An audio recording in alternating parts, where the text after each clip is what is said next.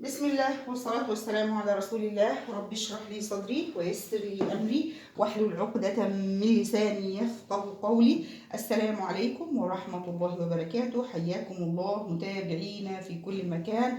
بنشكركم وبنشكر كل دعواتكم الصادقة لينا. الله يجازيكم عنا كل الخير إن شاء الله. اليوم هنبدأ نعمل موديل الفيديو، الصورة عندكم في بداية الفيديو، الموديل اللي حضراتكم شايفينه. للناس اللي بيتابعونا لأول مرة هنحط لينك الباترون الأساسي، الفيديو الباترون الأساسي أسفل الفيديو إن شاء الله في صندوق الفيديو، علشان اللي ما بيعرفوش يعملوا الباترون الأساسي بالطريقة بتاعتنا يعرفوا يعملوها، وهي طريقة سهلة إن شاء الله، ومتابعين القناة عارفين إحنا بنعمل إيه. تمام؟ هنرسم الباترون الأساسي زي ما حضراتكم شايفين. الباترون الأساسي بكل تفاصيله البسيطة جدا. هرسم مستطيل طوله هو الطول الكامل وعرضه جاي من ربع محيط الجانبين. عملت الرقبة، ميلت الكتف، الباط. للناس اللي بيشوفونا لأول مرة، احنا بنشتغل بالمسطرة دي، بنعمل بيها الباط بدون تقسيمات أو يعني إهدار للوقت، أو بطريقة سهلة. كل الناس اللي بتعمل، كل حد ليه طريقة هو مميز فيها أكيد. عملنا الباط بالشكل ده، ونزلنا من بداية الورقة من فوق لحد هنا، من نقطة الالتقاء على جسمك، من نقطة الالتقاء لحد بروز الثدي. ده اسمه طول الصدر فقط. بناخد طول الصدر فقط. يبقى حضرتك بترسمي مستطيل وتحطي فيه طول الصدر فقط. تعملي الرقبة وتعملي ميلة الكتف وتعملي الباط. هو ده الباترون الأساسي بمنتهى البساطة. تمام؟ بعد ما عملت الموديل دوت، أنا عايزة بقى أرسم الموديل اللي حضراتكم شايفينه. عايزة أرسم الموديل ده. أرسمه إزاي وهيجي إزاي. وتعلمنا مع بعض ان احنا لما نيجي نقرا اي موديل نشوف الموديل بدايته من نهايته فين، هو جاي ازاي، مرسوم ازاي. فبحط الموديل قدامي وببدا اشوف. انا عندي هنا قصه جايه من نصف الكتف ونازله لحد الباط. ايا ما كان مقدار الباط انت عايزه تنزليها لحد فين، ديت القصه. يعني نزولك من الباط لاسفل بيعتمد عليه ايه؟ بيعتمد عليه عرض القصه اللي بالاورنج ده. بيعتمد عليها عرض القصه. يعني بمعنى ان انا لو اخدت من نصف الباط لحد هنا تحت، من نصف الكتف لحد هنا، وصلت دي بدل ما هي تحت خليتها فوق هنا، المسافه دي بتقل. فده بيكون نسبه وتناسب ما بين الباترون الكبير. لما بتشوفي المجسم بتاعك بتقدري تظبطي المسافه اللي انت هتاخديها وعرض القصه ديت انت عايزاها قد ايه. تمام؟ فاذا ده انت بتحدديه على الباترون بتاعك. هنروح كده ونسيب دي دلوقتي. ادي الباترون اهو الاساسي. عملته كده، جبت الورقه وقسمتها على 2، فخ كبير من الورق وقسمته على 2، لان الموديل دوت لازم يتعمل على نصف. دوت اللي احنا بنعمله ده ربع، ده ربع الباترون، ده ربع الباترون. انا جبت الورقه وقسمتها على 2 كده بالشكل ده علشان تكون عندي نصف الباترون. طيب هعمل ايه؟ هروح جايبه الورقه وقصاها كده اهو كده، وقصه الباط كمان. ادي الباط، وادي ميلة الكتف، وادي الرقبة. دي الرقبة دي الأساسية. لو هي 8 ب8 دي الأساسية. إذا لو أنا حبيت أزود عليها أهو، دخلت على ميلة الكتف وزودت أهو علشان يكون ده الموديل عندي. نشوف كده علشان يكون ده شكل الموديل. تمام كده؟ بعد ما عملت الموديل كده بالشكل دوت بقى ده شكله. ايه اللي هيحصل؟ هجيب، ما لقيتش المسطره بتاعتي طبعا، ما تضحكوش عليا. هاجي من هنا احدد نصف الكتف، نصف عرض الكتف، سواء من هنا او من هنا، يعني اي كتف انت حباه. تمام؟ وهبدا اوصل كده بالشكل ده اهو كده، وهعمل كده. ادي شكل القصه. هو ده شكل القصه بعد ما عملتها. وانا هنا الباترون مقفول، بطلع من الديل لحد فوق، لحد فوق. لو انا بعمل الباط منفصل هطلع 2 سم فقط، 2 سم.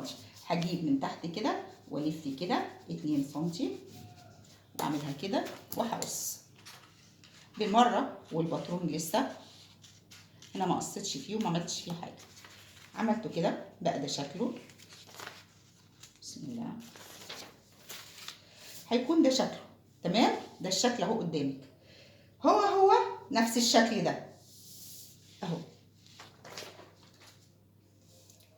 المسافه دي اللي انا عملتها بالاورنج، كل اللي انا هعمله خلاص المسافه دي اللي هي الصدر، قصه الصدر، هعملها كده واجنبها، وهجيب المسطره بتاعتي وهبدا اعمل شرايط على الجزء اللي تحت. الشريطه ديت عرضها قد ايه؟ يعني انت حابه تقسمي المسافه ديت قد ايه؟ دي برضو حسب راحتك. يعني ممكن لان انت عندك المسافه كبيره، ممكن 5 سم وتعملي شريطه، 5 سم وتعملي شريطه، 5 سم وتعملي شريطه. تمام؟ علشان يجي معاكي الكشكشه بالشكل يعني متناسق مع القصه، هيكون ده شكلها. بعد ما عملت كده، بعد ما عملتها كده، هجيب المقص اهو، هجيب المقص دي كده اهيت عندنا، وهبدا افصل القصه عن بعضها. ادي القصه اهي، صحيح؟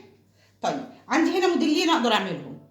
لو انا حبيت ما اقصش هنا وما اعملش ديت هنا فيها كشكشه زي ما انت شايفه الموديل، في الحاله ديت لو انا ما حبيتش اعمل كشكشه وحبيت اعمل الجزئيه دي كالوش، في الحاله دي هعمل ايه؟ هفتح الشرايط دي كده ومنتهى البساطه، افتح الشرايط اللي انا عملتها كده كده واعمل الموديل الكالوش اللي انا عايزاه.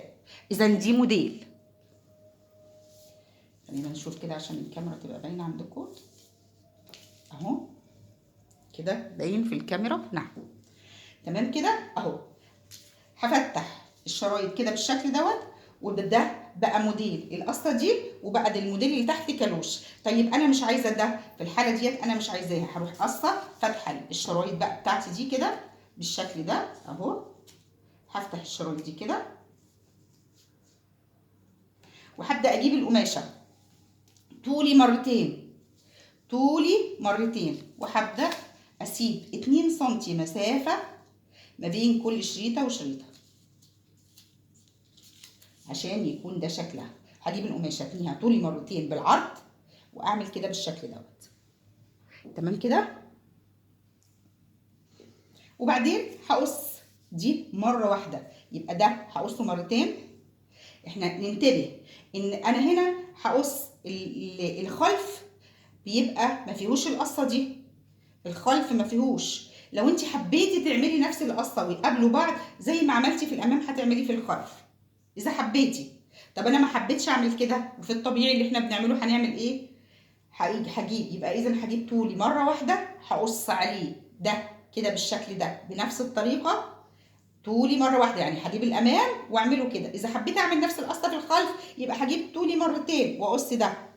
انا هعملها مره واحده، هجيب طولي من نقطه الالتقاء لحد الارض طول الشريطه بطول الموديل، وهقص دي مره واحده وهقص دي مره واحده، وهعمل الخلف على بعضه بدون قص. تمام؟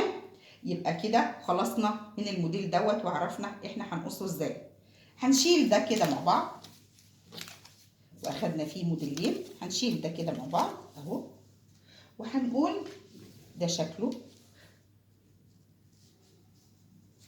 هنحطه لك هنا كده، وهنجيب الموديل هو نفس الموديل، بس ماله؟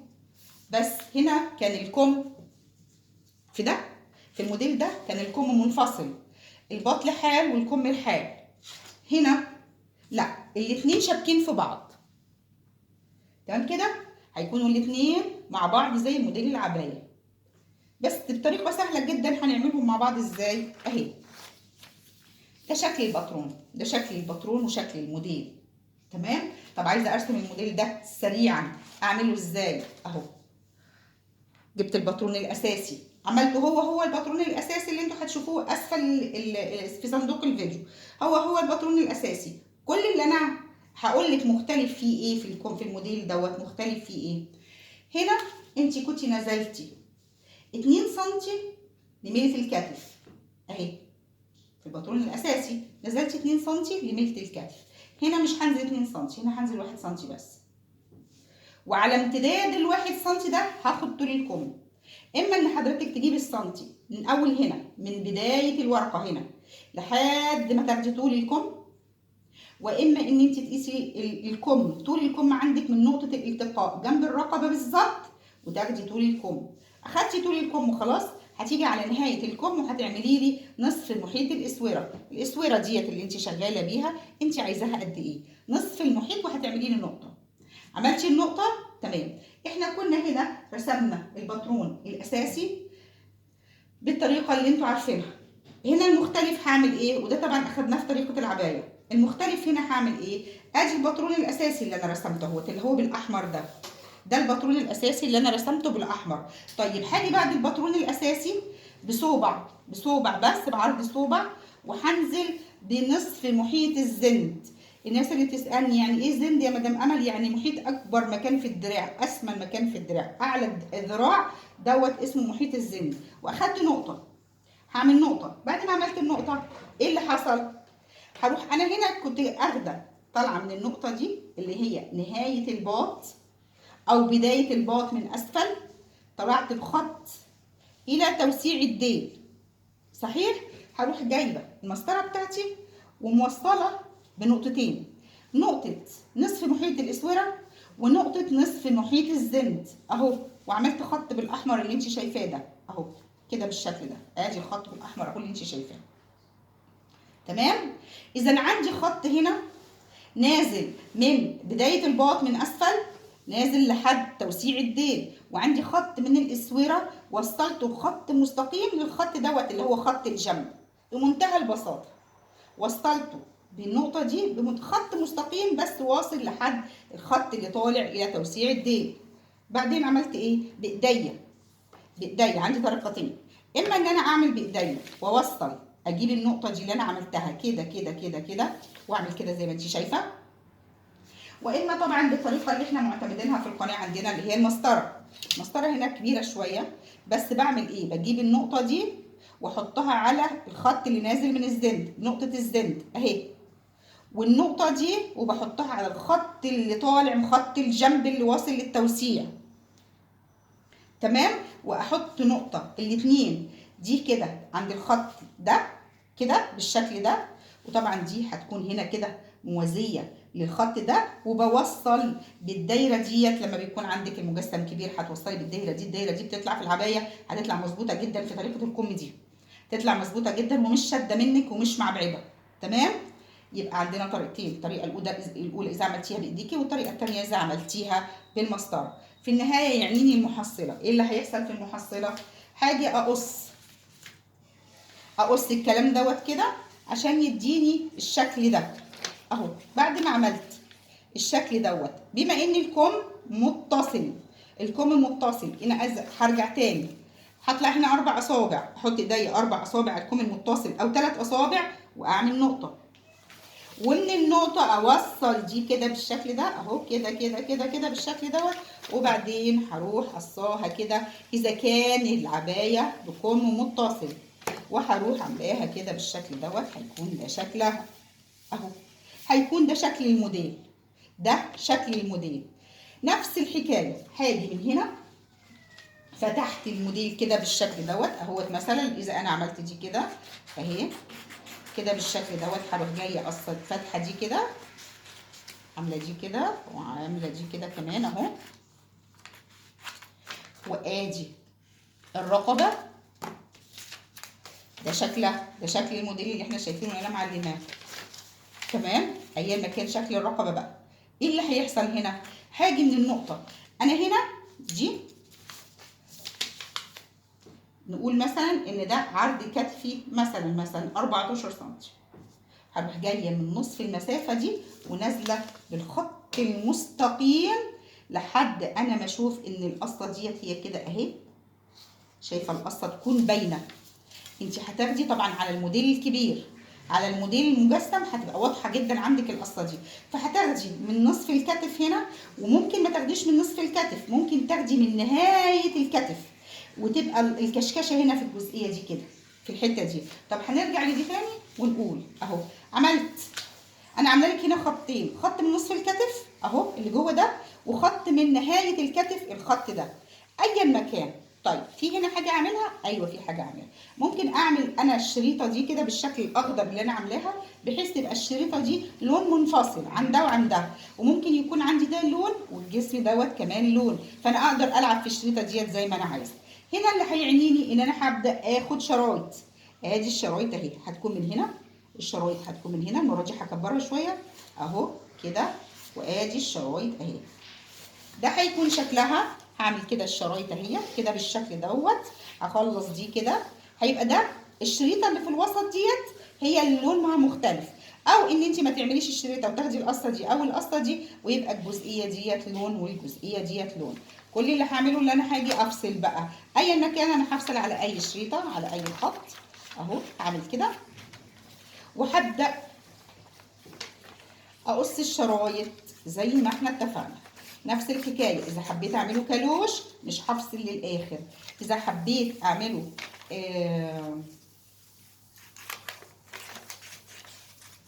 اعمله بكشكشه يعني بكشكشه، يبقى لازم افصل الشرايط للاخر اهي. نشوف كده شكلها.